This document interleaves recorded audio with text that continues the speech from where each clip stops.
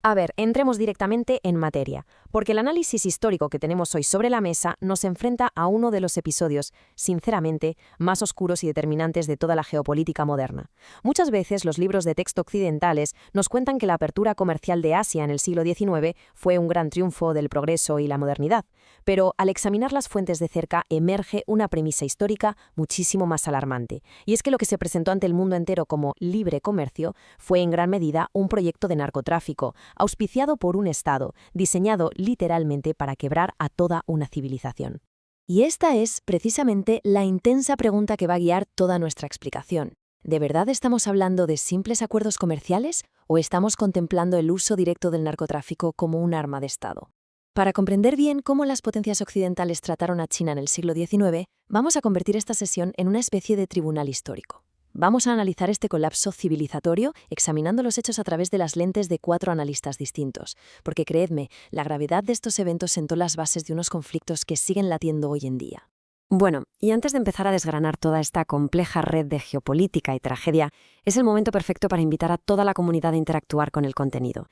Dejar un buen me gusta, comentar qué reflexiones van surgiendo durante la explicación, compartir este material con otros apasionados de la historia y, por supuesto, darle a la campanita de notificaciones ayuda enormemente a que este tipo de análisis rigurosos puedan seguir adelante. La hoja de ruta para hoy es clara. 1. Geopolítica del narcoimperialismo. 2. Derecho y falso libre comercio. 3. Modelos de imperio. 4. La caída del Hijo del Cielo. Y 5. Un legado de humillación. Empezamos con la sección 1. Geopolítica del narcoimperialismo. El análisis de Guyot. Vamos a fijarnos en este desequilibrio que es monumental. Por un lado vemos a una China totalmente autosuficiente que poseía unos bienes que Europa codiciaba muchísimo, sobre todo el té y la seda. Pero, por otro lado, tenemos el gran dilema del Imperio Británico. Resulta que los británicos necesitaban esos productos desesperadamente, pero a China no le interesaban para nada las manufacturas europeas. Los chinos exigían que se les pagara en plata. ¿Cuál era el problema? Pues que Gran Bretaña no disponía de la plata necesaria, en gran parte porque España ya no la movía en las mismas cantidades por las rutas globales. Así que ante esta tremenda falta de liquidez, la solución británica, según nos expone el analista Guyot, fue introducir el opio. Hablamos de una droga enormemente adictiva que se utilizó para destruir la salud de la población y quebrar la economía china, logrando forzar así un equilibrio en la balanza comercial.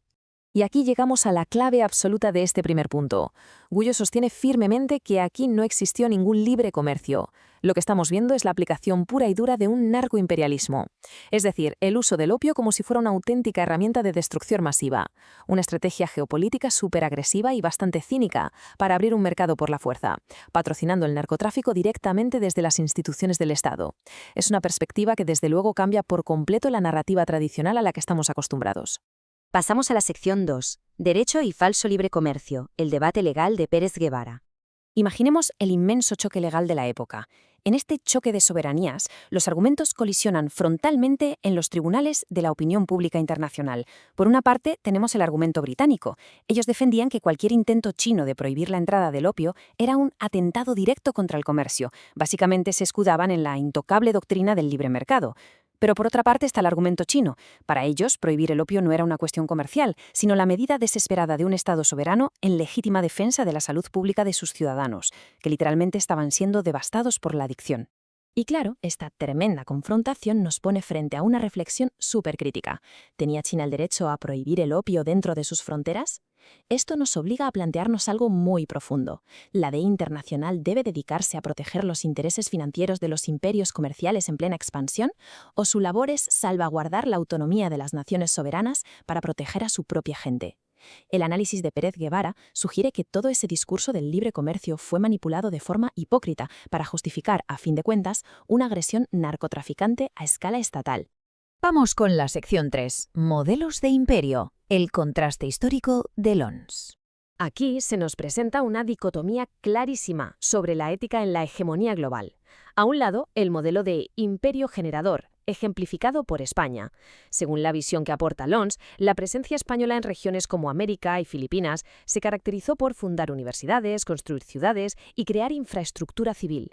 Al otro lado, en contraste total, tenemos el imperio depredador, representado aquí por Inglaterra en este periodo histórico. La evidencia que se señala es una invasión comercial británica que, ojo a esto, no dudó en bombardear puertos chinos simplemente para obligar a toda una nación a seguir comprando droga. Es un debate muy profundo sobre la enorme diferencia ética que existe a la hora de ejercer el poder sobre otros pueblos. Nos adentramos en la sección 4.